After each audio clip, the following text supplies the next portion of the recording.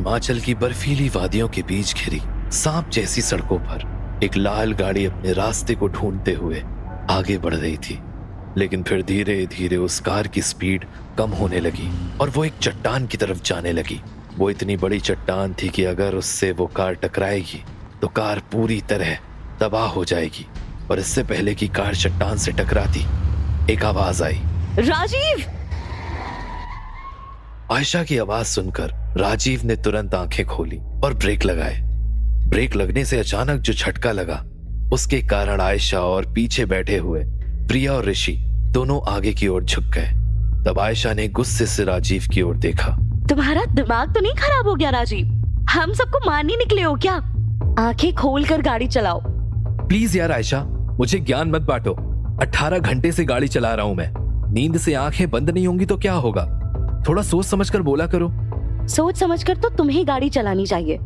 आयशा की बात सुनकर राजीव को बहुत गुस्सा आया, लेकिन इसके पहले वो कुछ कहता, प्रिया ने अपनी बात आगे रख दी। डैड, हमें कितना टाइम और लगेगा? मैं बहुत ही बोर हो रही हूँ। बस थोड़ी देर और प्रिया, हम कुछ ही देर में वहाँ पहुँच जाएंगे। पर हम जा कर रहे हैं, आप ये तो बता ही नहीं रहे हैं। तुम्हें जल्दी ही पता चल जाएगा ऋषि, बस थोड़ी देर और ऐसे ही बैठे रहो। इतना कहकर राजीव ने फिर से गाड़ी चलाना शुरू कर दिया। धीरे धीरे करके गाड़ी आगे बढ़ रही थी और उसके साथ ही सूरज भी ढल रहा था और वादियों की ठंडी हवा भी बढ़ रही थी। कार में राजीव के अलावा सबको ठंड लग रही थी, पर कोई भी कुछ बोलने को तैयार नहीं था। वहीं राजीव बस रोड पर फोकस था, लेकिन वो थोड़ा कंफ्यूज्ड भी था। होना तो यही चाहिए, रास्ता भी मैंने सही लिया है। कहाँ गया? जब तुम्हें रास्ता नहीं पता था तो यहाँ लेकर क्यों आए हो हमें? पता नहीं और कितनी देर इस ठंड में रात गुजारनी पड़ेगी। राजीव को गुस्सा आ रहा था। उसने कुछ नहीं कहा और गाड़ी की स्पीड बढ़ा ली और फाइनली कुछ ही देर में उसने गाड़ी को एक घर के सामने रोका। गाड़ी रुकते ही आयशा और उसके 2 बच्चे प्रिया और ऋषि गाड़ी से बाहर निकलते हैं। उस घर की सारी लाइट्स बंद थी, पेंट उखड़ा हुआ था और विंडोज में कांच भी नहीं थे। ऐसा लग रहा था जैसे वो बहुत सालों से बंद हैं। डैड, ये प्लेस तो बहुत ही हॉन्टेड लग रही है। आप श्योर तो है ना हम सही जगह आए हैं? हाँ प्रिया बेटा, बिल्कुल सही लोकेशन है। तुम अपनी माँ के साथ अंदर जाओ, मैं लगेज लेकर आता हूँ। राजीव की बात सुनकर आयशा, प्रिया और ऋषि अंदर चले गए। अंदर फर्नीचर अपनी जगह पर रखा था, लेकिन वो भी घर की तरह ही पुराना था। तब ऋषि ने बिना किसी इंतजार के टीवी ऑन कर ली और अलग अलग चैनल्स स्विच करने लगा।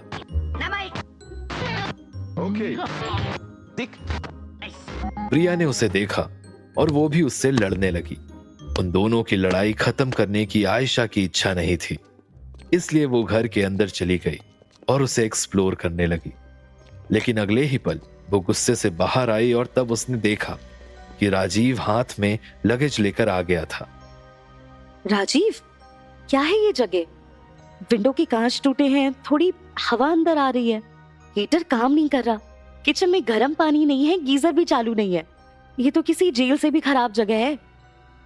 राजीव को आयशा की बातें आज बहुत ही ज्यादा कड़वी लग रही थीं, लेकिन वो उससे कुछ कह नहीं पा रहा था।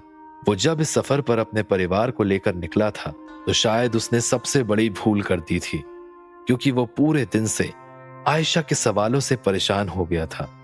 तब राजीव अपना गुस्सा बाहर निकालने को तैयार था, लेकिन इतनी ही देर में प्रिया ने एक न्यूज चैनल ऑन कर दिया था और उसकी आवाज बढ़ा दी थी। जी हाँ, बिल्कुल सही सुना आपने। देश में एक और फाइनेंशियल स्कैम। आखिर क्यों होते हैं ये स्कैम और कितनी बार होंगे, शायद इसका हमें कोई अंदाजा नहीं है, लेकिन सबकी कहानी हमेशा एक ही रहती है। एक आदमी, बहुत सारे पैसे और फिर सब कुछ गायब। इस बार की कहानी भी यही है, बस देश में जगह बदली है। इस बार जगह है इंदौर और स्कैमर है एक मिडिल क्लास फैमिली पर्सन। इस वारदात के असली गुनहगार हैं। लेकिन इसके पहले कि वो एंकर अपनी बात कंप्लीट करता, राजीव आगे बढ़ा और उसने तुरंत ही टीवी बंद कर दी।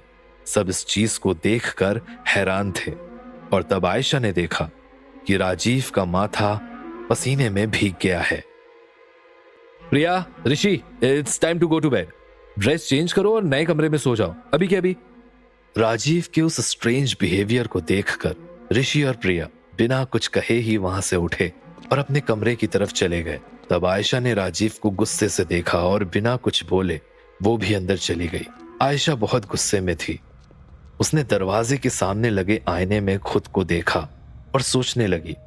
आयशा वो दिन याद करने लगी जब वो पहली बार राजीव से कॉलेज के फेस्ट में मिली थी।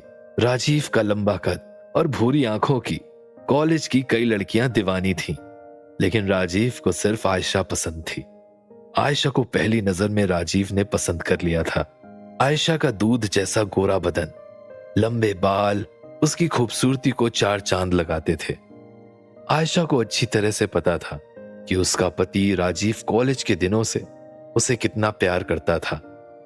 आयशा के खूबसूरत चेहरे पर जाने कितने लोग मरते थे, लेकिन आयशा ने राजीव को चुना था क्योंकि राजीव काफी शांत और इंटेलिजेंट था। उसमें एक परिवार को संभालने वाले सारे गुण थे। फिर आज राजीव क्यों ऐसे हरकत करने लगा था? आयशा की आंखों में कई सवाल आने लगे थे। आयशा ने इसी सोच में अपने कपड़े चेंज किए और सो गई। वहीं बाहर राजीव सोफे पर बैठा बैठा बंद टीवी को घूर रहा था। राजीव की गहरी भूरी आंखों में कई बातें चल रही थीं। राजीव नहीं चाहता था कि वो अतीत की उस बात को दोहराए। सोचते सोचते उसे कब नींद आ गई उसे पता ही नहीं चला। पर रात में जब जब हवा के ठंडे झोंके ने उसे छुआ तब वो बस करवट बदलकर ठंड को रोकने की कोशिश करने लगा, पर ऐसा हो नहीं पाया।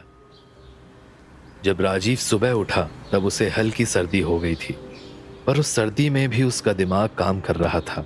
सोफे पर बैठकर वो कल रात के बारे में सोचने लगा और उसने सोचा कि कल रात को जो भी हुआ वो गलत था और उसे सब सही करना पड़ेगा। यही बात सोचकर वो अपनी जगह से उठने वाला था, लेकिन इतनी ही देर में आयशा वहां आ गई और राजीव के सामने चाय का कप रखकर चली गई। राजीव को दिख रहा था कि वो अभी भी गुस्सा है, इसलिए उसने कप को उठाया और चाय की चुस्की लेते हुए वो बाहर निकल गया। जो वादियां कल रात को उसे भटका रही थी, अब वो उसे अपनी जिंदगी का सबसे सुंदर सीन दिखा रही थी। सफेद चादर में लिपटे हुए पहाड़ों और उन पर गिरती हुई सुनहरी धूप को देखकर राजीव के चेहरे पर स्माइल आ गई और तब उसने पलट कर देखा कि उसके पड़ोस वाले घर के आंगन में एक ओल्ड कपल बैठा हुआ है। वो स्माइल के साथ उनकी तरफ गया।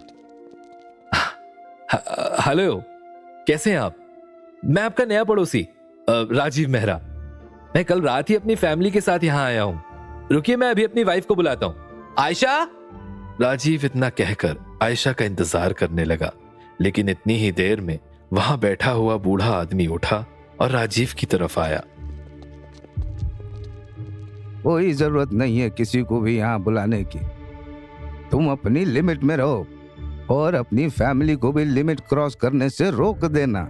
अगली बार से हमसे बात करने की कोशिश की तो देख लेना, तुम पछताओगे।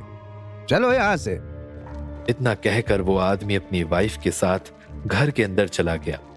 राजीव हैरानी से उन्हें देख रहा था, पर कुछ समझ नहीं पाया और इतनी ही देर में आयशा वहां आ गई थी।